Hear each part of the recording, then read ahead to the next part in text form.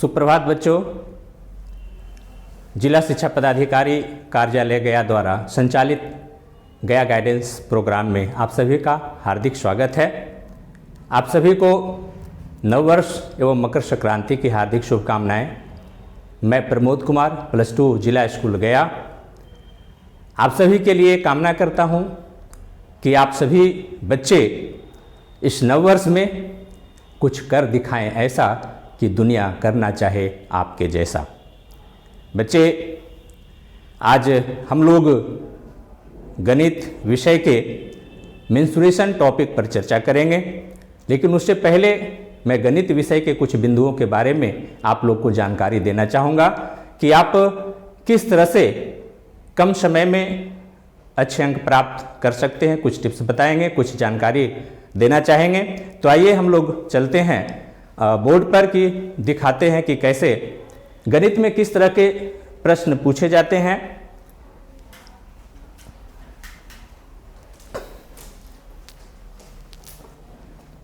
तो बच्चे, गणित में जो है मूल रूप से हमारे कई चैप्टर के रूप में विभक्त है।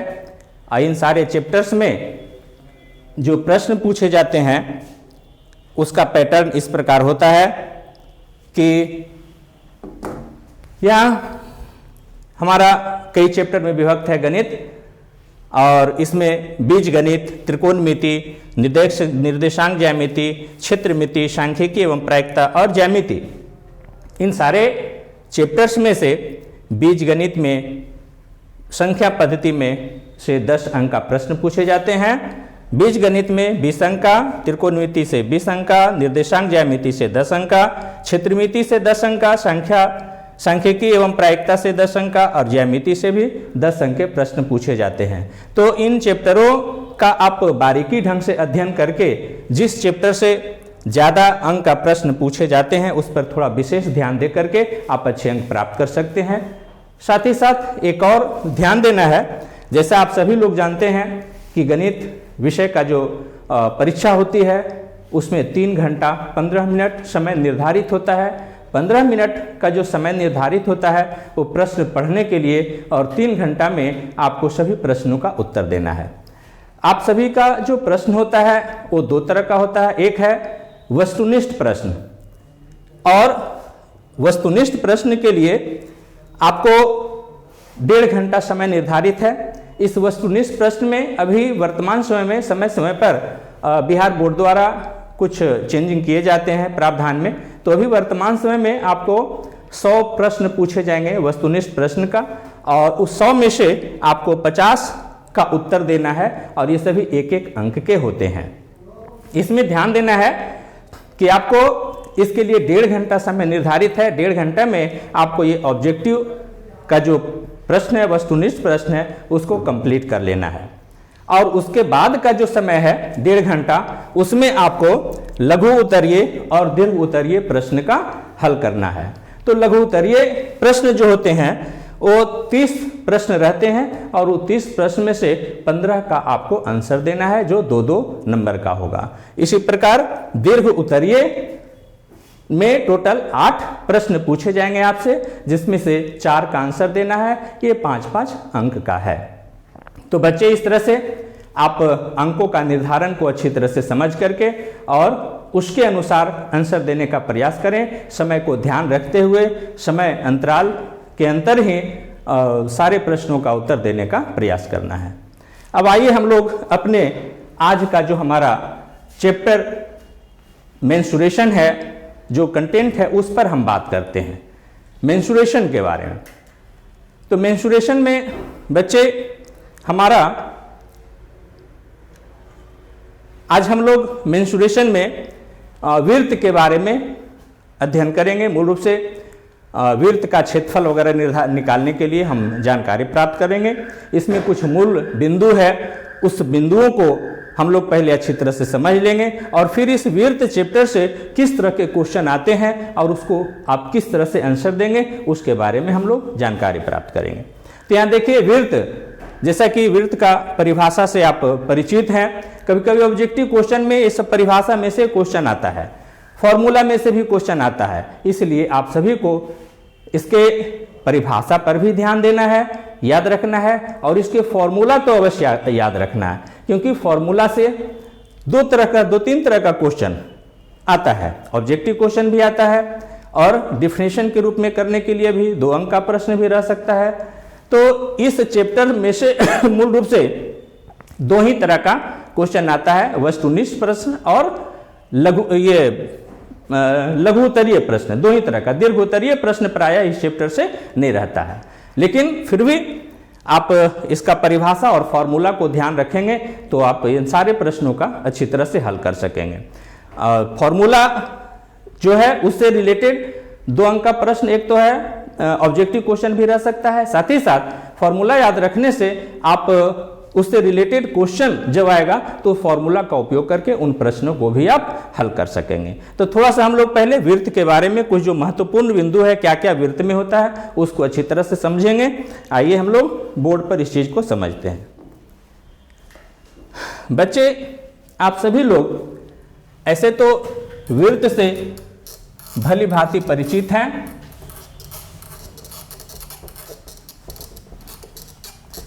कि वृत्त कहते किसे हैं और इसका क्षेत्रफल वगैरह निकालने के लिए भी हम लोग कुछ सीखे हैं पहले से, लेकिन उसी को थोड़ा सा और डीपली यहाँ पर देखेंगे कि किस तरह से हम लोग वृत्त का क्षेत्रफल निकालेंगे। तो पहले हम थोड़ा सा वृत्त के बारे में कुछ बातें जानकारी हासिल करने का प्रयास करते हैं, जानते हैं। बच्चे, आप सभी लोग जानते हैं कि इस तरह से कोई भी प्लेन सरफेस पर एक फिगर बनाते हैं, ये वृत्त कहलाता है। और वृत्त मेनली इसके बीचों बीच एक बिंदु होता है जिसे हम केंद्र कहते हैं, सेंटर अंग्रेजी में कहा जाता है।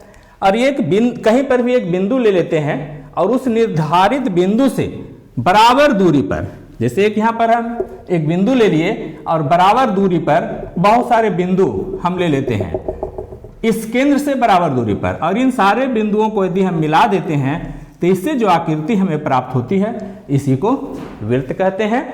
और ये वृत्त हो गया पूरा। अब ये जो चारों तरफ का घेरा बन गया, बाहर का ये घेरा, इस बाहर के घेरे को परिधि कहा जाता है। इस बाहर के घेरे को परिधि कहा जाता है। अंदर केंद्र हो गया, बाहर का घेरा परिधि हो गया।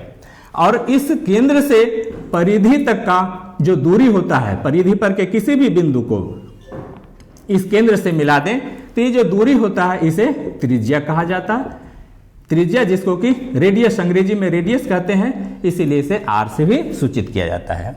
यदि एक केंद्र से होते हुए इस तरह से हम लाइन खींच दें, मतलब दोनों तरफ हम बढ़ा दें इसको, 2 त्रिज्या दोनों तरफ सामने सामने 180 डिग्री का एंगल बनाते हुए इस तरह से खींच दें, तो वैसी हालत में ये इस वृत्त का जीवा कहलाता है और ये इसका व्यास भी कहलाता है।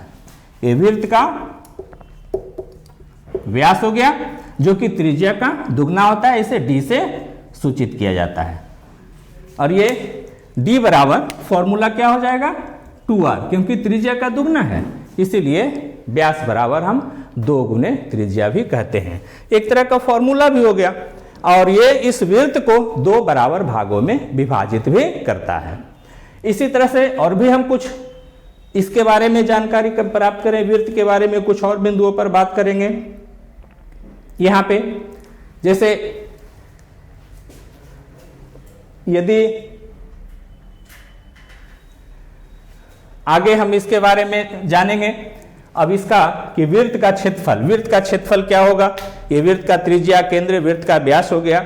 और वृत्त का क्षेत्रफल हमें ज्ञात करना है, तो वृत्त का क्षेत्रफल क्या होता है, ये अंदर का पूरा जो पार्ट है इसे हम वृत्त का क्षेत्रफल कहते हैं। और वृत्त का क्षेत्रफल निकालने के लिए फॉर्मूला होता है, वृत्त का क्षेत्रफल ज्ञात करने के लिए फॉर्मूला होता है पाई आर स्क्वायर। और इसी तरह से हमने अभी बताया कि ये चारों तरफ का जो घेरा है इसको हम वृत्त का व्यास कहेंगे और ये वृत्त का परिधि कहेंगे। और वृत्त का परिधि ज्ञात करने के लिए फॉर्मूला होता है 2 पाई आर। ये सब इसके सूत्र है, जहां आर त्रिज्या हो गया और पाई का एक वैल्यू होता है, पाई बराबर 22/7, या 3.14। ये कहीं कहीं क्वेश्चन में दिया हुआ रहता है 3.14, कहीं कहीं 22/7, या नहीं कुछ वैल्यू दिया हुआ है तो आप स्वयं 22/7 वैल्यू लेकर के मैथ का कैलकुलेशन कर सकते हैं, मैथ का हल कर सकते हैं। तो इस तरह से कभी, लेकिन एक चीज का ध्यान देना है कि किसी किसी प्रश्न में जब डिफिनिट वैल्यू दिया हुआ है कि यहां पर पाई का वैल्यू ये लेना है, तो आप उसी चीज को लेकर के उसका हल करेंगे तो आपके लिए ज्यादा सटीक आंसर प्राप्त होगा। अदरवाइज हो सकता है कि आपका आंसर और मैथ का कभी कभी जो हम सॉल्यूशन करते हैं उसके आंसर में थोड़ा वैरी कर जाता है, लेकिन आप कोई भी वैल्यू लेके सॉल्व कर सकते हैं, वो सही हो जाएगा। लेकिन क्वेश्चन में ऑलरेडी दिया हुआ है कि पाई का वैल्यू ये लेना है, तो आप वही लेकर के हल करने का प्रयास करेंगे। अब इसी तरह से आगे हम लोग इसमें देखेंगे थोड़ा वृत्त का, अर्धवृत्त के बारे में जानकारी प्राप्त करेंगे। अर्धवृत्त, जैसा कि अभी मैंने बताया कि यदि वृत्त में इसका हम व्यास खींच दें, ये व्यास खींच दिए तो वृत्त 2 बराबर भागों में विभक्त हो गया, और ये 2 भाग जो बट गया इसी को हम अर्धवृत्त कहते हैं। ये इस तरह से जब बन गया तो ये अर्धवृत्त हो गया, अर्धवृत्त कहेंगे इसे। और अर्धवृत्त का भी हमें क्षेत्रफल निकालने के लिए भी रहता है और इसका परिधि भी निकालने के लिए रहता है। यदि अर्धवृत्त का परिधि निकालना हो तो परिधि निकालने के लिए हम क्या करेंगे, 2 तरह से इसको फॉर्मूला डिराइव कर सकते हैं। एक कि पहले जो परिधि था वृत्त का, वो वृत्त के परिधि का हम सीधे आधा कर दें और साथ ही साथ इसमें ये वाला जो व्यास है इसमें ऐड हो गया, तो प्लस इसका हम व्यास जोड़ देंगे, तो वृत्त का परिधि 2πr होता है बटा 2 कर दें, और ये व्यास आ गया हमारा 2r, तो ये डिवाइड हो गया, तो यहां पर आ गया πr प्लस 2r। यदि r कॉमन ले लेंगे तो पाई प्लस 2, ये इस तरह से लिखते हैं। यहां यदि पाई आर के जगह पर d कर दें तो हम केवल इसका फॉर्मूला ऐसे भी लिख सकते हैं, पाई आर प्लस डी, ये भी फॉर्मूला होता है। यहां से यदि पाई आर प्लस 2r के जगह पर इसका ये जो व्यास है उसको हम d के रूप में निरूपित करें तो यहां पर इसका एक formula pi r plus d भी होगा। ये वृत्त का परिधि निकालने, अर्धवृत्त का परिधि निकालने के लिए हो गया। और इसी तरह से अर्धवृत्त का यदि क्षेत्रफल निकालना होगा तो अर्धवृत्त का क्षेत्रफल बराबर हो जाएगा, फॉर्मूला पूरा वृत्त का क्षेत्रफल का आधा कर देंगे, वृत्त का क्षेत्रफल बटा 2 कर देंगे, वृत्त का क्षेत्रफल पाई आर स्क्वायर और बटा 2, ये इसका हो जाएगा अर्धवृत्त का क्षेत्रफल। तो इस प्रकार ये अर्धवृत्त का क्षेत्रफल निकालने के लिए फॉर्मूला हो गया। और यहां पर अर्धवृत्त का परिधि या परिमाप, परिधि को परिमाप भी कहा जाता है, तो अर्धवृत्त का परिमाप या परिधि निकालने के लिए फॉर्मूला हो गया। आप इन सारे फॉर्मूलों का उपयोग करके इससे रिलेटेड क्वेश्चन को सॉल्व कर सकते हैं। आगे हम लोग इसी में एक और चीज पढ़ना है, जानना है हम लोग को, वृत्त का चतुर्थांश। एक चीज हम लोग को जानना है, वृत्त का चतुर्थांश।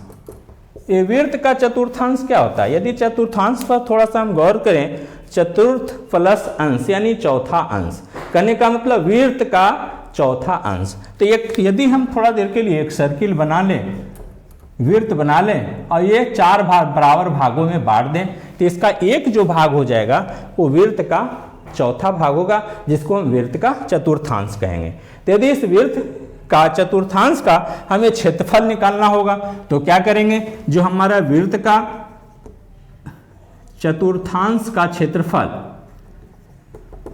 क्षेत्रफल निकालने के लिए यदि कहे तो पूरा जो वृत्त का क्षेत्रफल आ रहा था, वृत्त का क्षेत्रफल, उसको हम क्या करेंगे, 4 भाग से बांट देंगे। अब वृत्त का क्षेत्रफल क्या था, पाई आर स्क्वायर, 4 भाग से बांट देंगे, ये जो हमारा सूत्र प्राप्त होगा वह वृत्त का चतुर्थांश का सूत्र प्राप्त होगा। और इस तरह से हमें सूत्र प्राप्त हो जाता है। अब इससे रिलेटेड और भी हम कुछ बातों के बारे में जानेंगे, जैसे वृत्त का त्रिज्याखंड के बारे में जानेंगे। तो आइए हम लोग वृत्त के त्रिज्या खंड के बारे में जानते हैं। वृत्त का त्रिज्या खंड क्या होता है? तो बच्चे, जैसा कि नाम है, वृत्त का त्रिज्या खंड, यानी वृत्त के अंदर त्रिज्या खींचने से जो वृत्त खंडित होता है, कई भागों में बट जाता है, उसी को वृत्त का त्रिज्या खंड कहेंगे। जैसे अब ये एक वृत्त है, इस वृत्त में हम एक त्रिज्या इस तरह से ले लिए और दूसरा त्रिज्या इस तरह से ले लिए। अब इस त्रिज्या को खींचने से, ये दो त्रिज्या को खींचने से हमारा ये वृत्त खंडित हो गया, दो भागों में बट गया। एक इधर छोटा भाग बट गया और एक इधर ये बड़ा भाग हो गया। तो छोटा भाग जिसमें छोटा एंगल बनेगा और बड़ा भाग एक बड़ा एंगल बनेगा।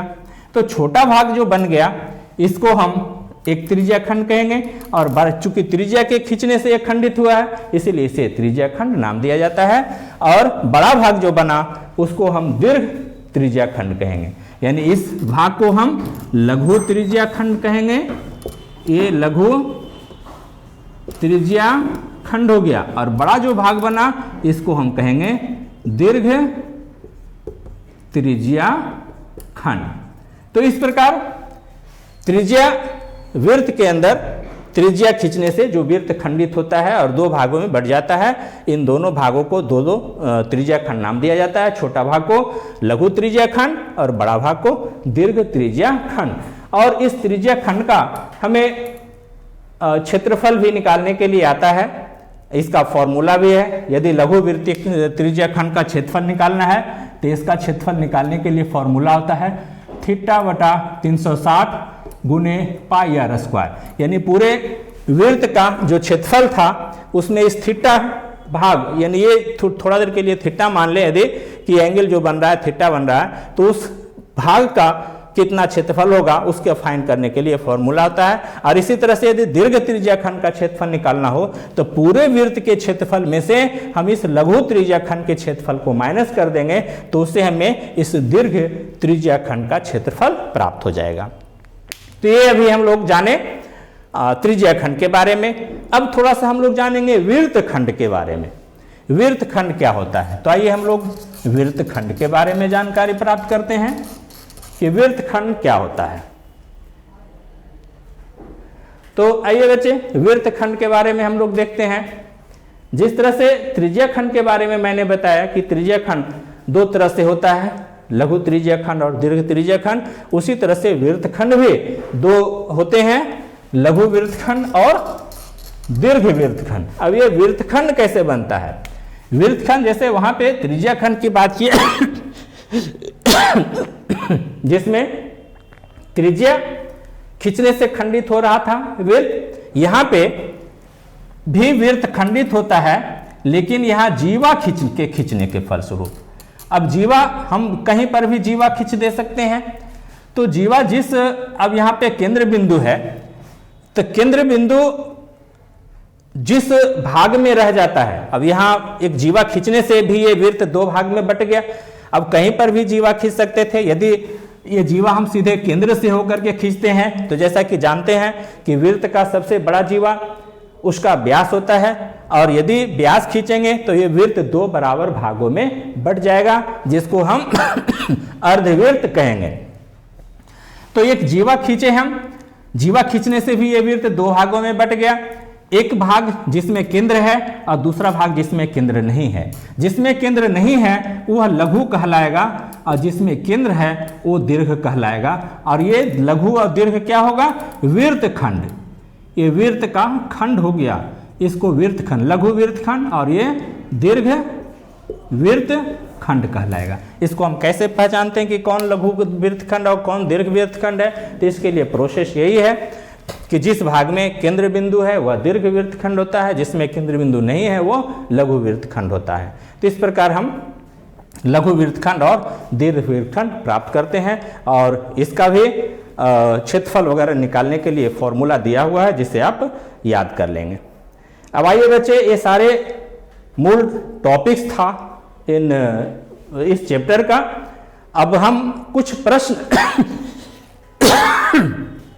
के बारे में देखते हैं कि इस चैप्टर में से किस प्रकार के प्रश्न पूछे जाते हैं और उसका हम आंसर कैसे देंगे।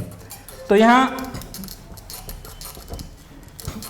आप हमारा जो बोर्ड है इस पर देखिए क्वेश्चन आ रहा है। पहले हम एक एक अंक वाले कुछ प्रश्न को लिए हैं, बहुवैकल्पिक प्रश्न।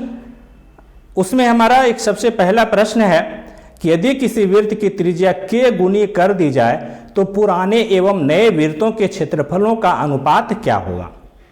अब ये जो पहला क्वेश्चन है हमारा, ये पहला क्वेश्चन में यहाँ पे लिखा हुआ है कि यदि किसी वृत्त की त्रिज्या k गुनी कर दी जाए। अब बच्चे मैथ में generally same to same question नहीं रहता है, इसी पर आधारित इसी तरह के क्वेश्चन रहते हैं। यहाँ लिखा हुआ है k गुनी, किसी प्रश्न में आपको रह सकता है दुगुनी कर दी जाए, किसी में रह सकता है तिगुनी कर दी जाए, किसी में रह सकता है 4 गुनी कर दी जाए।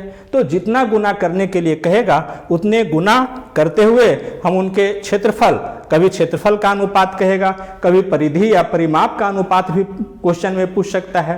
तो आप थोड़ा गौर करेंगे क्वेश्चन पर कि क्वेश्चन में क्या दिया हुआ है और क्या पूछ रहा है।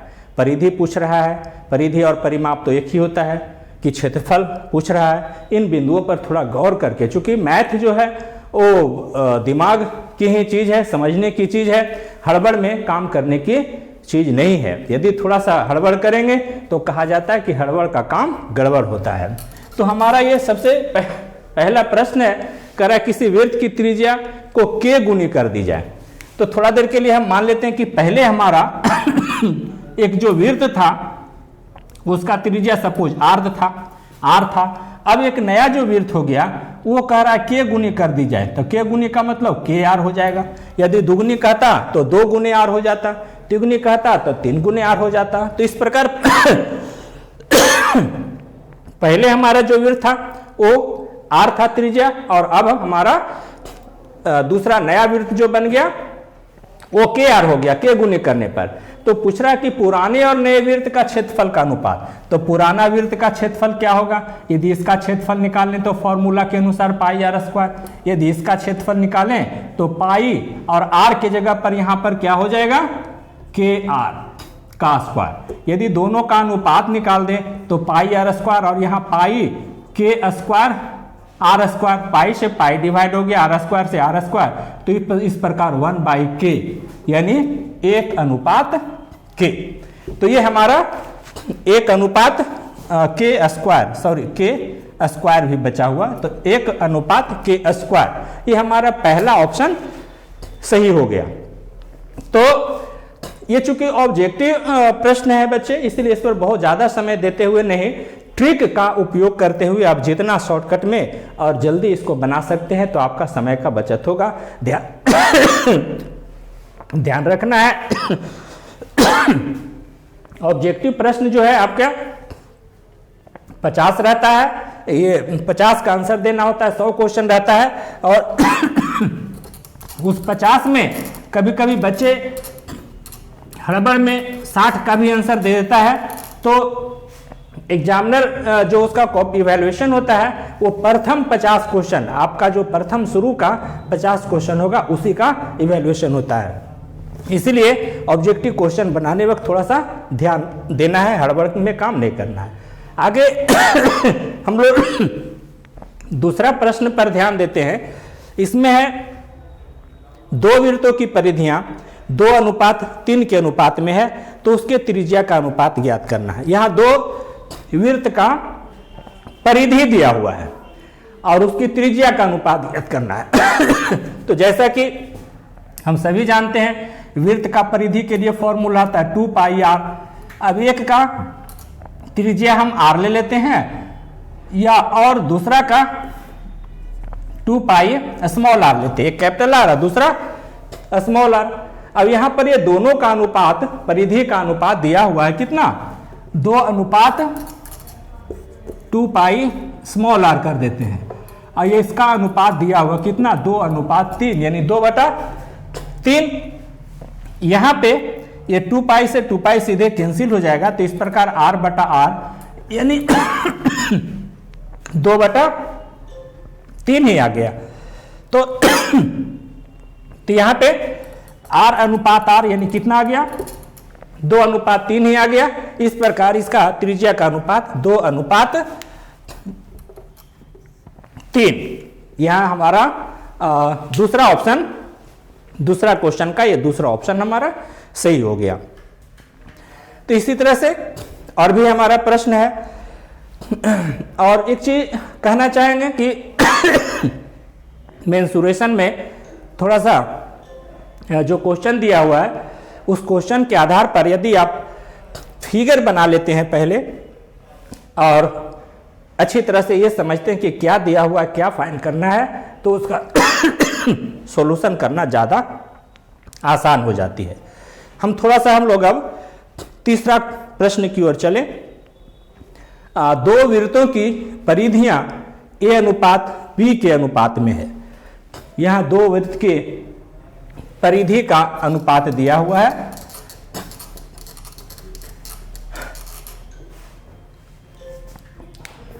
दो वृत्त का परिधि A अनुपात B के अनुपात में। तो जैसा कि वृत्त का परिधि यानी 2πr, तो ये 2πr और दूसरा हम लेते हैं 2πr ले लेते हैं। और ये दोनों अनुपात दिया हुआ A अनुपात B के रूप में। दो वृत्त का परिधि का अनुपात A अनुपात B के रूप में हो गया। यदि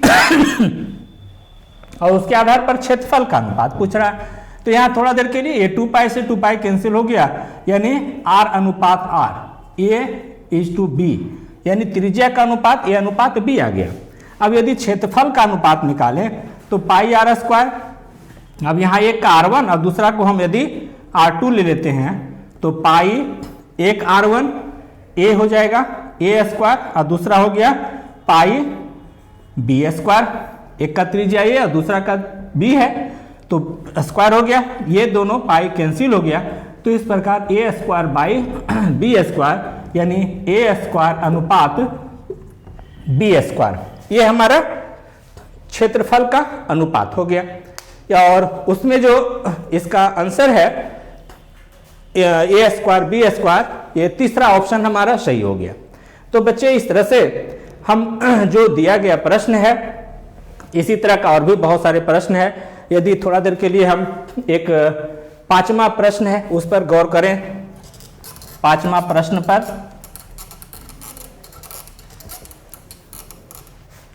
पांचवा प्रश्न है कि दो वृत्त का क्षेत्रफल 4:1 के अनुपात में है। तो क्षेत्रफल जैसा कि हम जानते हैं पाई R² बटा पाई R²। एक का त्रिज्या को कैपिटल R, दूसरा को हम स्मॉल r से सूचित कर लेते हैं। और क्षेत्रफल का अनुपात यहाँ दिया हुआ है 4:1 के अनुपात में, तो 4/1 लिख दे सकते हैं। यहाँ पाई कैंसिल हो गया तो R² बटा R, जहाँ केवल हम स्क्वायर हटा दें तो इधर आकर के रूट हो गया, जिसको हम 2/1 लिख सकते हैं। यानी त्रिज्या का अनुपात क्या आ गया 2:1। और यही पूछ रहा था कि त्रिज्या का अनुपात क्या होगा, तो 2:1 हम लिख देते हैं। और ये 2:1 हमारा दूसरा ऑप्शन सही हो गया। तो बच्चे हम जो भी प्रश्न दिया हुआ है उसको भली भांति पढ़ना है, समझना है कि क्या दिया हुआ है और क्या पूछ रहा है, जिसका हम कैलकुलेशन कैसे करेंगे। तो मैथ बहुत आसानी से आपका बन जाएगा। तो ये 2-2 नंबर के और भी इसी तरह से बहुत सारे प्रश्न है। ये एक ही तरह प्रश्न है। इन सारे प्रश्नों को आप खुद से भी करके देखेंगे, प्रयास करेंगे बनाने का। आइए हम लोग कुछ लघु उत्तरीय प्रश्न है जो 2-2 अंकों का है, उस पर थोड़ा सा ध्यान देते हैं। इन प्रश्नों को जो 1-1 अंक का बाकी है उन प्रश्नों को खुद से बनाने का प्रयास करेंगे। और बाकी हम लोग थोड़ा सा 2-2 अंक का जो प्रश्न है उस पर थोड़ा ध्यान देते हैं। एक प्रश्न है कि दो वृत्तों की त्रिज्याएं क्रमशः 19 सेंटीमीटर और 9 सेंटीमीटर है।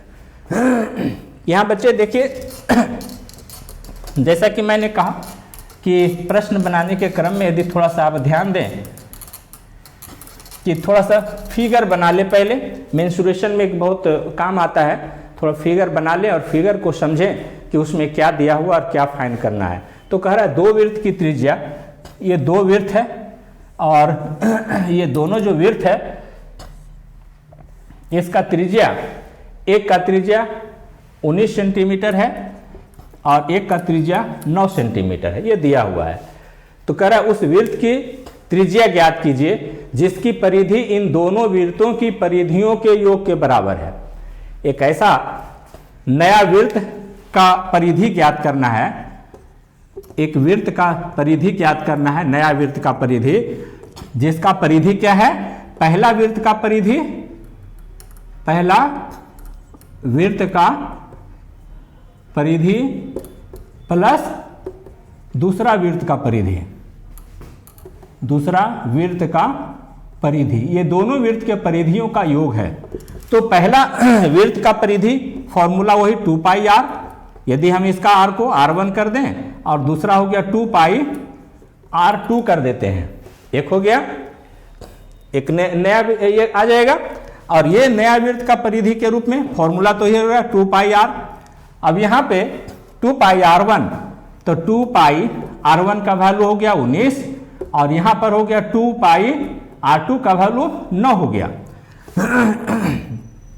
यहाँ 2 पाई r का वैल्यू आ गया, 2 पाई दोनों में है, यदि ये 2 पाई कॉमन ले लें तो यहाँ आ गया 19 प्लस 9। यहाँ केवल r का वैल्यू फाइंड करेंगे।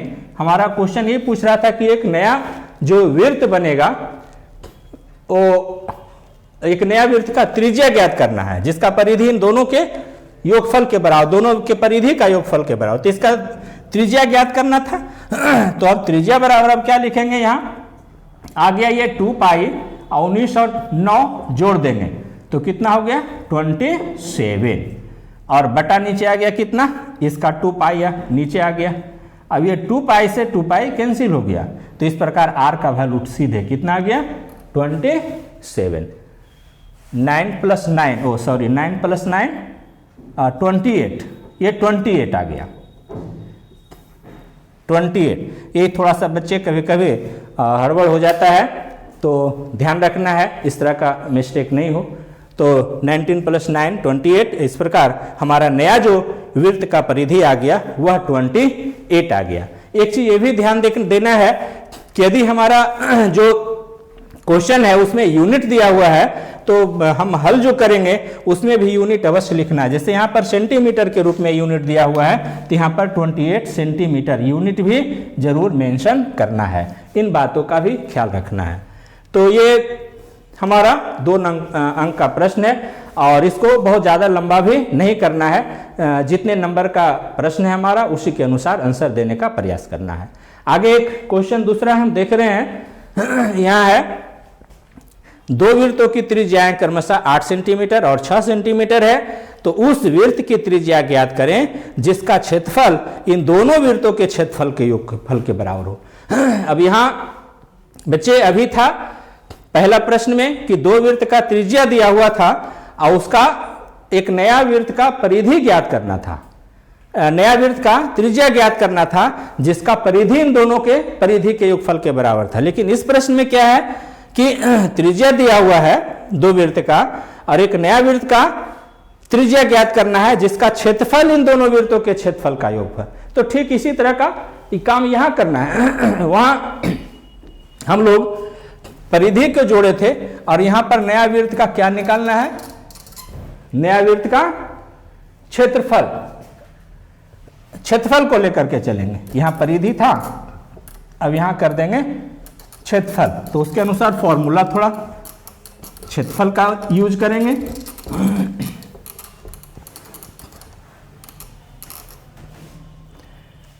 तो नया वृत्त का क्षेत्रफल लेकर चलेंगे, इसमें पहला वृत्त का क्षेत्रफल और प्लस दूसरा वृत्त का क्षेत्रफल हो जाएगा। यहां पर पाई r² लिख देंगे और यहां पहला वृत्त का पाई r1 का स्क्वायर प्लस पाई r2 का स्क्वायर, पहला का त्रिज्या को r1 और इसका r2 ले लेते हैं। और यहाँ दोनों वृत्त का त्रिज्या दिया हुआ, एक का दिया हुआ है 8 सेंटीमीटर और दूसरा का दिया हुआ है 6 सेंटीमीटर, 6 सेंटीमीटर है। तो इसके अनुसार यदि सोल्व करते हैं पाई r² बराबर, तो यहाँ हो गया पाई r1 का वैल्यू 8 सेंटीमीटर का स्क्वायर और इसका हो गया पाई r2 का वैल्यू 6 सेंटीमीटर का स्क्वायर। यदि इसको हल करें तो हो गया पाई आर स्क्वायर बराबर पाई 8 8 जा 64 सेंटीमीटर स्क्वायर और यहाँ हो गया पाई 6 6 जा 36 सेंटीमीटर स्क्वायर। इस प्रकार पाई आर स्क्वायर बराबर आ गया 100, दोनों को ऐड करेंगे तो आ गया 100 पाई इंटू 100 सेंटीमीटर स्क्वायर। यदि ये पाई से पाई कैंसिल हो गया तो इस प्रकार केवल आर का वैल्यू हम फाइंड करेंगे तो यहाँ रूट अंडर 100 सेंटीमीटर स्क्वायर के रूप में है, जिसका वैल्यू आ गया 10 सेंटीमीटर। तो इस प्रकार इसका त्रिज्या जो हमको फाइंड करना था वो त्रिज्या आ गया कितना 10 सेंटीमीटर। तो इस प्रकार नए वृत्त का त्रिज्या ही ज्ञात करना था, तो नए वृत्त का त्रिज्या हमारा प्राप्त हो गया 10 सेंटीमीटर। तो बच्चे इस तरह से हम लोग ये दो अंक का प्रश्न है, इन प्रश्नों पर भी इसी तरह से हम लोग गौर करते हैं कि इन प्रश्नों में क्या दिया हुआ है और हमें क्या फाइंड करना है। तो जो दिया हुआ है उसके अनुसार हमें ये फाइंड करना है कि जो क्वेश्चन के अनुसार क्या फाइंड करना है उसको कैसे फाइंड करेंगे, उस फॉर्मूले का उपयोग करके हम उसको ज्ञात कर सकते हैं। तो इस तरह से और भी बहुत सारे प्रश्न हैं इसमें दिए हुए, आपके अभ्यास के लिए ऐसे सोल्व भी किया हुआ है। आप इन सारे प्रश्नों को अभ्यास करेंगे और खुद से बनाने का प्रयास करेंगे। यदि किसी तरह की कोई प्रॉब्लम रहेगा तो आप लोग कंटेंट में कमेंट बॉक्स में पूछ भी सकते हैं। तो आशा हम करेंगे कि आप सभी लोग इन सारे प्रश्नों का अभ्यास करेंगे और मैथ में बच्चे आप जितना ज़्यादा अभ्यास करेंगे आपके लिए उतना ही अच्छा रहेगा और प्रैक्टिस करके आप मैथ में बहुत अच्छा कर सकते हैं। तो इसी के साथ आप सभी को मैं शुभकामना देता हूँ। सभी को बहुत बहुत धन्यवाद। Thank you.